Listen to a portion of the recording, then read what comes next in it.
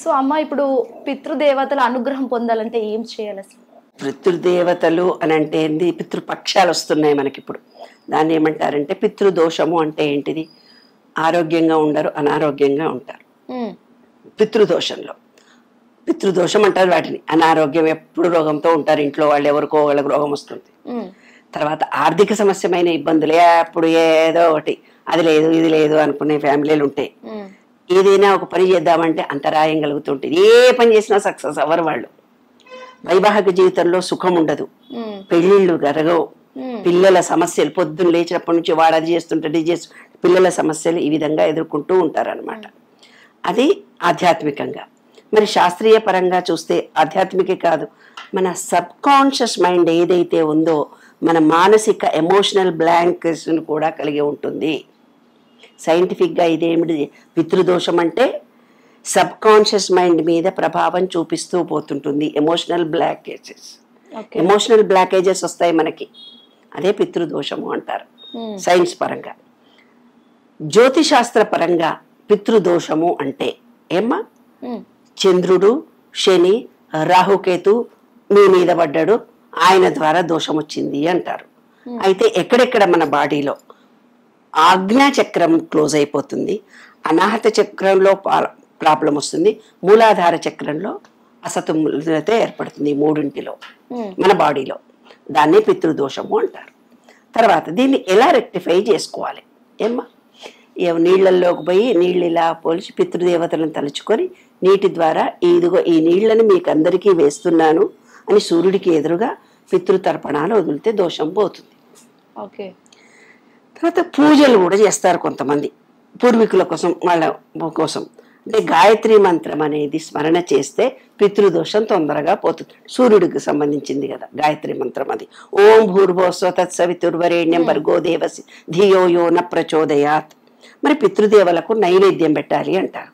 అది అన్నము, పాలు, అప్పల్లాంటివి చేసి పెట్టేవి, పప్పు వంటి ఆహార పదార్థాలను పెడతారు. అప్పుడు పూర్వీకులు ఆత్మశాంతి పొందింది అంటారు. ఒక పిడికడ అన్నం రోజు, కాకులకు అన్నం పెట్టడం పితృదోషాలు నివారణ. అంటే బ్లాక్ కదా, అది కాకులు అనేది విశేషంగా మన పూర్వీకులు ఆ రూపంలో పక్షుల రూపంలో వస్తారని చెప్పారు. అంటే ఈ పక్షులు లేకపోతే మనం లేము, మనం లేకపోతే పక్షులు లేకపోతే మనం లేము, మనం లేకపోతే పక్షులు, వన్నెస్ అనేది ఒకటి ఉంది. కాబట్టి ఆ జీవాలకు ఒక పిడికడ అన్నం వేయడం కూడా పితృదోష నివారణ కలిగిస్తుందని శాస్త్రం చెప్తుంది. ఇదే ఈ కారణాల వల్ల మనం సాంఘికంగా ఇప్పుడు సదాచారము, ధర్మాచారము, ఆచారము, ఈ చారము అనుకొని పితృపక్షాలలో ఈ 12 రోజులు 16 రోజులు విజయదశమి వచ్చే వరకు, అదే దసరా వచ్చే వరకు మనము పితృపక్షాలని పెద్దోళ్ళని తలుచుకొని ఏదన్నా ఇంత వాళ్లకు కర్మకార్యాలు చేయండి అయ్యా బాబు అని మన పెద్దవాళ్ళు మనకు చెప్పినటువంటి అంశం అన్నమాట. తర్వాత పితృదోషానికి 9 రోజులు మనమేమో రోజు ఏదో ఒకటి మనం చేస్తూ పోతుంటాం. మొదటి 9 రోజులు పూజ చేస్తారు పితృ దోషాలు పెట్టేందుకు. ఓం నమో భగవతే పితృదేవాయ అని అంటాడు. అంటే తంగేడు పూలతో పూజ చేస్తే 128 HG పవర్ వచ్చేసి మనకు మూలాధార చక్రంలో భద్రత పెరుగుతుంది, భయం నివృత్తి జరుగుతుంది. బుధ అంటే నేను ఇందాక మూలాధారము స్వాధిష్టానం అని చెప్పాను. ఇందాక మూలాధారానికి మూలాధారానికి ఓం నమోతే పితృదేవాయ అన్నప్పుడు ఆ మూలాధార చక్రం తంగేడు పూలతో చేస్తే 128 HG ఎనర్జీ మనలో మూలాధారం పెరిగి మనలో స్థిరత్వము, భద్రత, భయం అనేది మనలో పోతుంది. తర్వాత బుధ అంటే స్వాధిష్టాన చక్రము. స్వాధిష్టాన చక్రం ఓం శాంతి పితృదేవాయ అంటారు.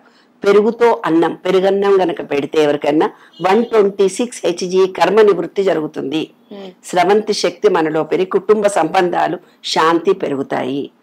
3 మణిపూరక చక్రం. ఓం గాయత్రి, ఇందాక గాయత్రి మంత్రం అని చెప్పాను కదా, ఆ గాయత్రి మంత్రంతో 3 పప్పులు అంటే పప్పు అన్నము వేసి బెల్లం వేసి వండుతాం, పులగం లాంటిది. అది చామంతి పూలతో పూజ చేస్తే 144 HG ఎనర్జీ మనలో పెరిగి జ్ఞానము, ధైర్యము, ఆర్థిక వృద్ధి మనలో పెరుగుతాయి. 4 శని అనాహత చక్రం. అనాహత చక్రంలోకి వచ్చిన తర్వాత ఓం శివాయ పితృదేవాయ అంటూ అటుకులు, ధాన్యము, గులాబీలతో పూజ చేస్తారు. అటుకులు, ధాన్యము నైవేద్యం పెడతారు. 152 HZ ప్రేమ హృదయంలో శాంతిని తొలగించి మనలో నిరాశ తొలగిపోతుంది. 5 సూర్యుడు విశుద్ధి చక్రం. ఓం రుద్రాయ పితృదేవాయ అని శనగలను నానబెట్టి ఉడకబెట్టి పెట్టి జాజిపూలతో గనక పూజ చేస్తే 160 HZ ధైర్యము, ఆరోగ్యము, సామాజిక బలం మనలో పెరుగుతుంది. తర్వాత 6 ఆజ్ఞా చక్రము. ఓ ధ్యాన పితృదేవాయ అంటూ బెల్లము తీపి పదార్థాలను గనక మనం పెట్టి స్నేహపూర్వకంగా వేప పువ్వుల చేత వేప పువ్వులు వేప ఆకు చేత కనుక పూజ చేస్తే మనలో శ్రద్ధ భక్తి మనలో పెరుగుతాయి. రాహు సహస్రార చక్రం. ఓం రాహవే నమః మిశ్రమ అన్నం అంటే బిర్యానీ లాంటిది. బిర్యానీ లాంటివి అన్ని కూరగాయలు చేస్తాం కదా నాన్న, అలాంటి అన్నాన్ని కనుక పెడితే 176 HZ మనలో యాక్టివిటీ జరిగి అంటే భయం అంతా పోయి భయరహితంగా అంటే ఏంది భయమే నిర్భయంగా ఆత్మవిశ్వాసము శక్తి మనలో పెరుగుతుంది. 8 కేతువు సహస్రారం. ఓం కేతవే నమః అని పప్పుతో కూడినటువంటి పప్పు పెరుగన్నము అంటే జాస్మిన్ పూలు మంచిగా వాసన వచ్చేవి వీటితో గనక పూజ చేస్తే 184 HZ ఈ చక్రం సమతుల్యత జరుగుతుంది. అంటే మనం మానసికంగా శారీరకంగా 9 రకాలైన నవగ్రహాలకు చంద్రుడు సూర్యుడు శరీరము మొత్తము యాక్టివేషన్ జరిగి ఓం పితృదేవాయ నమః అనే సద్దులు మిశ్రమ అన్నాన్ని కలిపి పూలతో కలయికతోటి చివరి రోజు పూజ చేస్తాము. 192 HZ శరీరంలో ఆత్మలో ఏకత్వంలో పూర్ణ శాంతి కలిగి మనం సంపూర్ణంగా పరిపూర్ణులమవుతాము. ఇది దాని యొక్క రహస్యం. అంటే గ్రహాలు చక్రాలు అనే శక్తి కేంద్రాలు శరీరాన్ని మనము సమతుల్యత చేసుకుంటున్నాము. ఎక్కడైనా పితృదోషం వల్ల బ్లాకేజెస్ జరగకుండా. తర్వాత ఏంటి పితృదేవతల కోసం మంత్రాలు చదివాము. కర్మ అంటే కొంచెం పని చేస్తేనే కదా వంట చేయాలంటే కర్మ మనం శుభంతో చేసాము, ప్రేమతో పెట్టాము పూలు ప్రసాదము, అప్పుడు సరైన పోషకాహారం మన శరీరానికి కూడా అంది, మనం హెల్దీగా తయారైనాము. ఒక పాట పాడుతున్నాము, ఒక శబ్దాన్ని చేస్తున్నాము, ఒక మంత్రాన్ని చదువుతున్నాము అంటే దాంతో శరీరము ఆత్మ పరిపూర్ణంగా పితృదేవతలకు చేరుకొని ఆ వైబ్రేషన్ వల్ల మన కుటుంబము చక్కగా జరిగి అందరం ఆరోగ్యంగా ఆనందంగా సంతోషంగా. ఇదే పితృదోషము, ఇదే పితృదోష నివారణ. ఇంకేం కావాలి. ఓకే. సో అంటే పితృదోష నివారణ అంటే ఎన్ని పూజలు చేసినా గానీ కొంతమందికి అసలు పోవట్లేదు అని చెప్పేసి అయితే కొంతమంది పండితులు కూడా అంటూనే ఉంటారు. దాన్ని ఎలా చూడొచ్చు? ఎందుకు అని అంటే వాడు బతుకున్నప్పుడు ఒకనాడు పట్టించుకోలేదు ఒక కొడుకు, అవసరాలను తీర్చలేదు. వాడేదో సాఫ్ట్వేర్ ఉద్యోగం పొద్దు నుంచి సాయంత్రం దాకా పోయింది. తండ్రి అనుకున్నాడు చుట్టాలింటికి పోదాము అనుకున్నాడు. పొద్దు సమానం కొంచెం కొడుకు ఎప్పుడు వస్తాడో తీసుకెళ్తాడో అడుగుతున్నా, ఏమిదు నాయన ఊరికే ఏమడిగినావు తీసుకపోతలే అన్నాడు. లేదు ఏదన్నా కొనుక్కోవాలని కొడుకుని అడిగాడు. కొడుకునో కోడలనో బిడ్డనో ఎవరినో అడిగాడు, ఎరా నాన్న ఒక రైకనో చీరనో బట్టనో చెల్లెలకు పెడితే బాగుండనుంది, లేదు ఒక గుడికి వెళ్ళాలని వాడికి ఏదో మనసులో అనిపించింది. పిల్లలు కసురుకుంటారు తిడతారు. అలా అన్నప్పుడు వాళ్ళ మనసులో కొన్ని కోరికలు తీరని కోరికలతో చచ్చిపోతారు. వాళ్ళు చచ్చిపోయినప్పుడు వాళ్ళు మళ్ళీ తిరిగి మళ్ళీ వాడు చచ్చిపోతే ఓ పుడుతున్నారు చచ్చిపోతున్నారు, వీడికి నేను చదినం పెట్టాలా ఏం పెట్టాలని ఏం పట్టించుకోరు కదా. శ్రాద్ధ కర్మలు అవన్నీ ఏవో చెయ్యాలంటారు కదా. ఆ వాళ్ళకి చేసినప్పుడు ఏమవుతుంది, ఆ ఆత్మ ఏమనుకుంటుంది, అరే వీడిని ఇంత కష్టపడి పెంచితే, ఇంత కష్టపడి పెద్ద చేస్తే, ఇంత కష్టపడి వీడి జీవితం అని అనుకుంటే వీళ్ళకి ఇంత కృతజ్ఞత లేదురా బాబు. కొంతమందికి మూఢ విశ్వాసమే బాబు, ఎవరైనా చచ్చిపోతే సంవత్సరం దాకా దీపం పెట్టరు. అవును, దీపం పెట్టడానికి ఆత్మకు సంబంధం ఏమిటిదే? కొత్త పండుగ రోజు నాడు కొత్త బట్టలు వేసుకోకండి. ఆ సంవత్సరంలో పండుగ చేసుకోండి, పంచభక్ష పరమాలని పండుగలు చేసుకుంటే శుచిరవా నేను చేస్తే కూడా వీడికి గుర్తు కూడా లేదు వీడికి అని వాళ్ళ ఆత్మ అనుకుంటారని కొత్త బట్టలు వేసుకోరు. మంచి మంచి పదార్థాలు చేసి చుట్టాలందరినీ పిలుచుకొని హ్యాపీగా తినకూడదు అని పెట్టారంతే గాని పండుగలు చేసుకోవద్దని కాదు. కొత్త బట్టలు ఆ రోజు కాకుండా ఏ రోజైనా సంవత్సరంలో కొనుక్కొని ఉంటామా? కాబట్టి పూర్వీకుల మనస్సును అంటే వాళ్ళు బతికినన్ని రోజులు వాళ్ళ మనసు కష్టపెట్టకూడదు అనేదే తప్ప, వాళ్ళు చచ్చిపోయిన తర్వాత తద్దినాలు పెడితే మన ఉన్నప్పుడు మంచినీళ్ళు పెట్టనమ్మట, చచ్చినాక తద్దినం పెట్టిందట అని మన పెద్దవాళ్ళు అంటారు. చచ్చినం నువ్వు పెడితే నీకు ఎందుకు పెట్టకుండా నీకు ఎవడు చూడొచ్చాడు. కాబట్టి బ్రతుకున్న అమ్మా నాన్నను ప్రేమించండి, బ్రతుకున్న అమ్మా నాన్నను గౌరవించండి, బ్రతుకున్న అమ్మా నాన్నను ఓల్డేజ్ హోమ్లో లేకుండా చూడండి, బ్రతుకున్న అమ్మా నాన్నను అమ్మా తిన్నావా అని అడగండి. మనవలో మనవరాండ్లో ఇంటి పక్క వాళ్ళు ఇంటికి వాళ్ళు ఆ ముదిసలి నిన్న ఒక ఆయన వచ్చాడు 97 years కట్టెపట్టుకొని వచ్చాడు, ఆయననే డ్రైవింగ్ చేసుకుంటూ వచ్చాడు. ఇలా ఉండాలమ్మా, నీకెంత చిన్న వయసే నువ్వు నాకంటే, ఏం కాదు, మంచిగా హుషారుగా ఉండు అంటున్నాడు.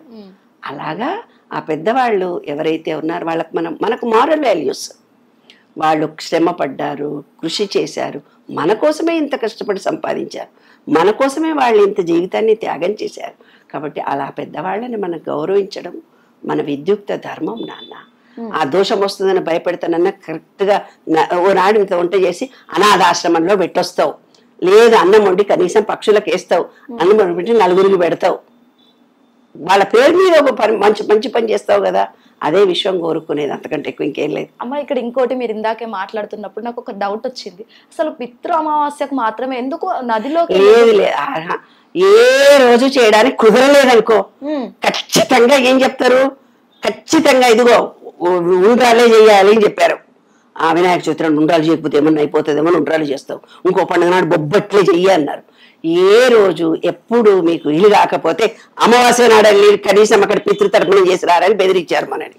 లాస్ట్ ఇంక ఛాన్స్ అట్లా భయపెట్టారు నాన్న. అంతకంటే కండిషన్ పెడితే మేము వింటాం. స్కూల్ టైమింగ్స్ 9:30 అన్నారు అనుకో, నీవు ఆఫీస్కు 10 గంటలకు వస్తే ఊరుకుంటాడా? 9:30 టైం, ఆ టైంకి నువ్వు రా. ఎప్పుడైతే నేను స్ట్రిక్ట్ చేస్తావో నీ మైండ్ బాడీ అలాగా ఉంటుంది. కాబట్టి ఏ రోజు వీలు కాకపోయినా అమావాస్య నాడు పెట్టరా బాబు అని పెట్టారు, అంతేనే. Okay, thank you so much.